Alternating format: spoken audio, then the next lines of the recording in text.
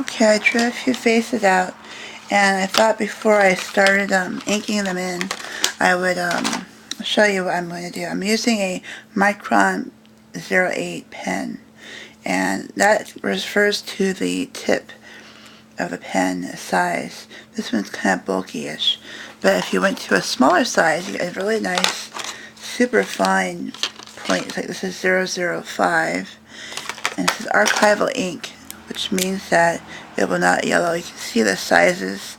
One is rather large. This one's really fine. I like to use them, depending on what I'm working for, I'll use different sizes. So now I'm going to go ahead and ink a couple of these in. Let's see if that's getting on there.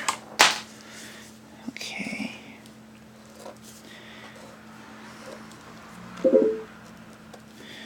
And I'm just going to go ahead and draw a few faces in. Just enough to get started. And so I might make a couple different variations of this face. But I'm not going to be too concerned, even at this point, about what I'm going to draw lines for. And the reason why is because everything sort of changes once you get going with the watercolors. Now, I usually erase all my lines, and I don't have my big eraser right now, so I'm using just a regular pencil eraser. And I'm just going to go through this. There we go. And sometimes I won't even draw the face in. I'll just leave it blank like that. And I'll just get an idea of where it is. And I'll know where to stop. And it's kind of fun to experiment with my watercolors and see how it comes out. Notice I'm putting a little bit of water on each color. This helps to do that thing I called reviving. I'm just going to take a little orange and yellow, and I'm going to fill in the first sort of a orangey color. Now if I go too dark or too light, it's always better to go a little bit on the darker side, because paint will actually lighten up when it dries. Watercolor paint. And I'm just going to give her some cheeks, and maybe a little more yellow for the skin, a little bit more brown, and as you can see, I try to leave a little bit of white space. If I go, let's say the eyes, the pupil of the eyes obviously don't have color, but I know that with watercolor I can go back and retouch that up. Or if I really feel strongly about it, I might use maybe a gouache white to kind of brighten that up too. Even though this one doesn't have lines, black ink lines, I'm just going to color it in and see what happens. Sometimes it's fun to do that too. And there you go. I'm just going to watercolor that out real quick. And okay. I'm not too concerned. Sometimes what I'm doing is I'm loading my paintbrush with a lot of water, and it makes it very smooth. So what I do is go back, I load up with a little bit of color, and then when I put it on here, it just sort of blends in, giving you this really nice surface. And if I went with a very dry paper, you get a dry effect, which is beautiful too. However, it's going to give you more lines and more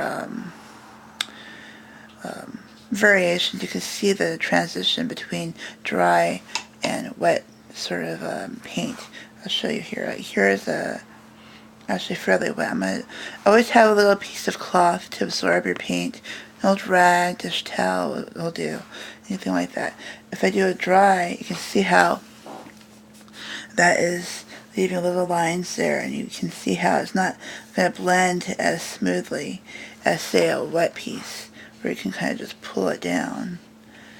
I just love that. Anyway, so there you go for watercolor techniques, and I'll keep continuing finishing these up. Another tip, notice when I erased, I was getting a lot of these little remnants here. And you can pick those out, but what I do normally is I have a brush and I just sweep. I'm just going to use this paintbrush for a second. You can see it just sweeps up any sort of residue you have here, and it keeps your surface nice and clean. Unless you want to have that effect, you can put salt and different things to kind of explore that feeling, how paper and paint with the different elements come out. It's really cool. Anyway, that's that one, and I'm going to now show you quickly a little ACEO I'm working on. And this is of, my daughter loves the character Link. So I did a pencil sketch. Now I'm erasing the eraser lines, pencil lines, after I've inked it. And so I thought I'd do this little critter in her honor. She might not let me get rid of this. So let's see if it comes out to her liking. She's very particular. Anyway, so we know that Link has a green outfit. I'm just going to heavily load my paintbrush.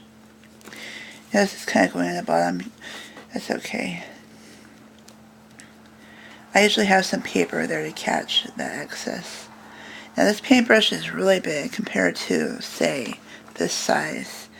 And depending on how big the piece is, this is a very small piece, 3 1/4 by 2 1/4. So what I do is normally use a smaller paintbrush. That was a wire surface, so it wasn't too difficult to manipulate. I'm going to go and grab some purple.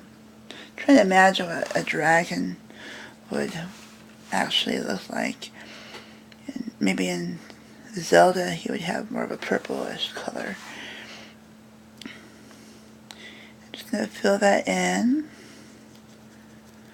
And once that's filled in, I'm going to let it dry, because if you do the background at this point, I probably should have done that first, it's going to just leak into everything. So I'll let that dry before I do the skin and any background sort of elements. And even though it's not inked in, I'm going to give him a little shoulder there.